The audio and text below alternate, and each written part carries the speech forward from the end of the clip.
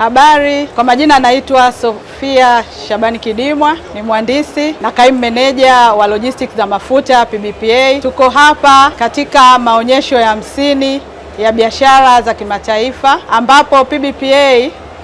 leo ningependa tuongelee kuhusu ushushaji wa mafuta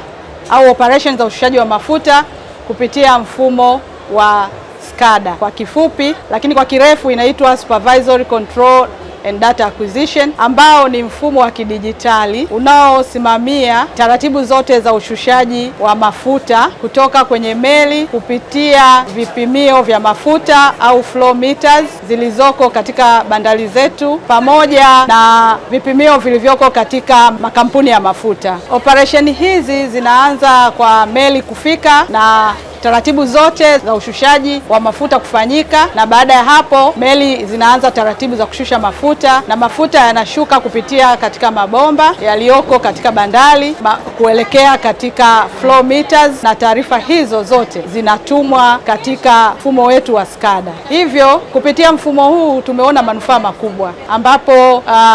moja ni uwazi, pili kunakuwa na usalama katika operations zetu za mafuta, lakini tatu kunakuwa na usahihi wa taarifa, kwa sababu taarifa hizi zinavutwa moja kwa moja, hakuna muingiliano wa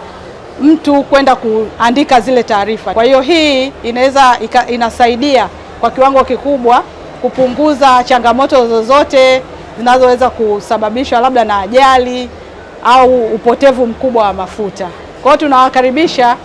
wadau waendelee kujifunza kutoka kwetu, na tumekuwa tukipokea wadau mbalimbali wakitaka kuona na kujifunza zaidi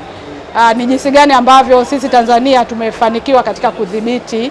na kufuatilia kwa wakati halisia operation zetu zote za ushushaji wa mafuta. Asante.